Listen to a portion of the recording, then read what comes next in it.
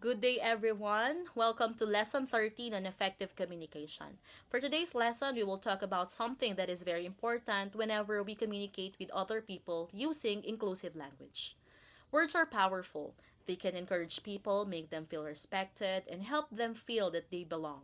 However, words can also exclude, stereotype, or hurt people when they are used carelessly. That is why, as responsible communicators, we need to think not only about what we want to say, but also about how our words may affect other people.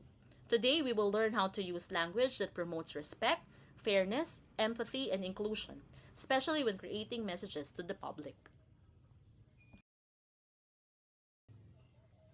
At the end of this lesson, you should be able to first compose public facing texts that promote inclusivity, equity, and social awareness. Second, define inclusive and respectful language and explain why it matters. Third, identify stereotypes and biased language and replace them with more inclusive alternatives.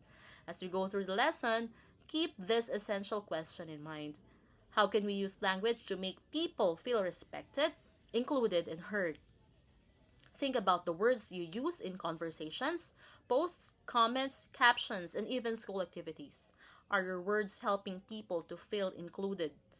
Or could some expressions unintentionally exclude others? What is inclusive language? Let us begin by defining inclusive language. Inclusive language is communication that avoids biased, offensive, or exclusionary expressions.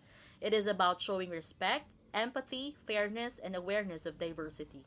It also means recognizing that people may have different backgrounds, identities, experiences, abilities, and perspectives. When we communicate inclusively, we try to make people feel that they are valued rather than judged or excluded. However, inclusive language does not mean that we should stop expressing our opinions. It is not about censorship or avoiding communication. Instead, it is about expressing ourselves in a way that recognizes the dignity of other people. You can still disagree with someone while remaining respectful. That is one of the most important principles of effective communication.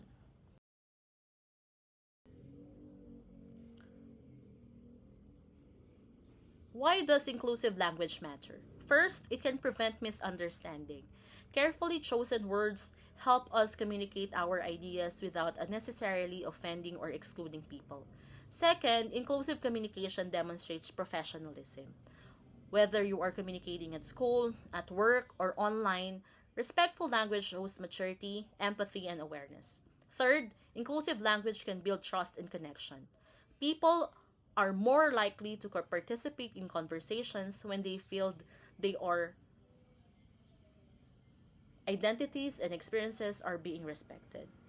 So, inclusive communication does more than making our language polite. It helps create communities where people feel safer, respected, and heard. One way we can make our communication more inclusive is by becoming aware of person first and identity first language. Let us begin with person first language. Person first language places the person before a particular condition or characteristics. For example, person with a disability or boy with autism. The purpose is to emphasize that the individual is a person first and should not be defined only by one characteristic. However, some communities prefer identity first language. For example, a deaf person or an autistic person.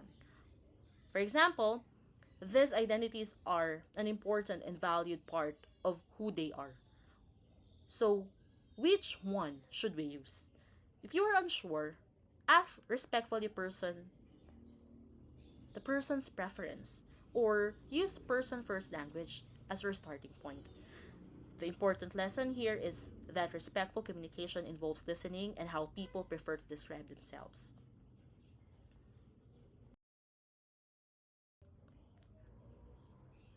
Another important strategy is using gender neutral language. Sometimes, commonly used words unnecessarily assume that a particular role or activity belongs to one gender. Instead, we can choose neutral alternatives. For example, Instead of chairman, we can use chairperson. Instead of mankind, we can use humanity. Instead of manpower, we can use workforce. Instead of fireman, we can use firefighter. We can also avoid unnecessary gender references in sentences. For example, instead of saying, every student must submit his work, we can say, every student must submit their work. This means the meaning remains clear, but the statement becomes more inclusive because it does not assume the gender of every student. Remember, when gender is not relevant to the message, we often do not need to mention it.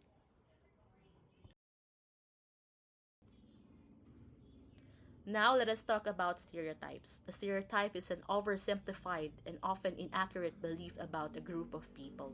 For example, all Americans are loud. This is a stereotype because it assumes that everyone belonging to a particular nationality behaves in exactly the same way. A more accurate statement would become to describe the individual as my American friend speaks loudly. Another example is old people are slow. Instead, we could say some people may need assistance. We should also avoid statements such as all teenagers are lazy. A more respectful alternative should be some students need more support to stay motivated. The key reminder is simple. Describe individuals as individuals, not as representatives of an entire group. People within the same age, group, nationality, culture, gender, or community can have very different personalities and experiences. Now, let us practice identifying language that could be improved. Consider the statement, each student must pass the exam. We can revise it into, each student must pass their exam. Next, the chairman will decide. We can replace chairman with a gender neutral term, such as the chairperson will decide. Now, consider the old people hate technology. This statement stereotypes an entire group of age. A more respectful version is some older adults may need more time to learn new technology. Another example is poor communities are irresponsible. This statement unfairly judges a whole group of people. Instead, we can recognize that people's circumstances are different and influenced by many different social and personal factors. The main principle is this: before making a general statement about a group, ask yourself, am I describing a fact about an individual or am I making an assumption about an entire group? Now, we understand inclusive language. Let us apply it public-facing texts. Public-facing texts are messages intended for a broad audience. Examples, blogs, opinion pieces, social media captions, online commentaries, and advocacy posts. Unlike private communication between two people, public-facing texts may be seen by many individuals with different backgrounds, beliefs, cultures, and experiences. Before publishing something publicly, ask yourself, how can I make my message respectful and accessible to everyone? This does not mean everyone must agree with you. It means that your message communicates your position without unnecessarily insulting, stereotyping, or excluding others. Different public-facing texts require slightly different strategies. When writing blogs and opinion pieces, remember to know your audience, provide enough context, use a respectful tone, use I statements when presenting a personal opinions, and cite credible sources when presenting factual information. For example, instead of saying, anyone who disagrees with this is wrong, you can say, I believe this approach may be more effective because this allows you to express your viewpoint without attacking other people. For social media, we should also lead with empathy. Use inclusive language and appropriate hashtags. Provide image descriptions when needed to help make content more accessible. Avoid offensive humor. And most importantly, think before posting. Social media allows us to communicate quickly, but speed should never replace good judgment. Before you post something publicly, take a few seconds and ask yourself four questions. First, is it respectful? Second, is it accurate? Third, could it hurt someone? And fourth, would I say this face to face? This simple question can help us become more responsible communicators. When we are behind the screen, it can sometimes feel easier to type things that we would never say directly to a person. But remember that there are real people behind every profile account. What we post online also contributes to our digital identity and reputation. So before clicking post, read your message again and think about both its meaning and possible impact. Now it is your turn to apply what you have learned. For this activity, you will create a public-facing text that promotes inclusivity. You may choose from the following tasks. You can create an advocacy caption for Facebook that promotes inclusivity. You can write a short caption piece about respectful online communication. You can create an Instagram post encouraging people to avoid stereotypes. Or you can write a short blog introduction promoting equality. Whatever format you choose, make sure that your output uses respectful and inclusive language, avoids stereotypes and biased statements, consider the intended audience, and communicates a clear and positive message. Before submitting your work, review it and ask, will the people reading this feel respected and included? Before we end our lesson, reflect on these questions. Have you ever encountered hurtful or biased language online? How did it affect your conversation? Next, how can inclusive communication improve relationship in your community? And finally, what kind of online presence do you want to create for yourself? Remember that every comment, caption, message, and conversation contributes to the way other people experience communication with us.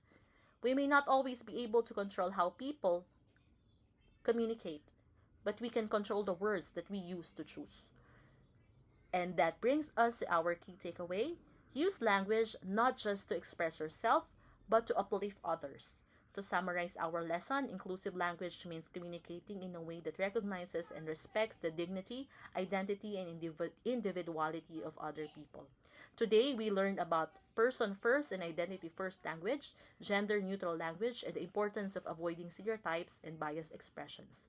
We also learned that inclusive communication is especially important when creating public facing text such as blogs, opinions, pieces, captions, commentaries, and advocacy posts. Before communicating publicly, remember to ask yourself, is my message respectful? Is it accurate? Could my words unfairly stereotype or exclude someone? And would I be comfortable saying these words face to face? Effective communication is not only about making people understand what you mean, it is also about recognizing the people receiving our message. Our words have an impact. So choose words that communicate your ideas clearly while helping others feel respected, included, and heard. Thank you for listening, and always remember, words shape the world, so use them wisely.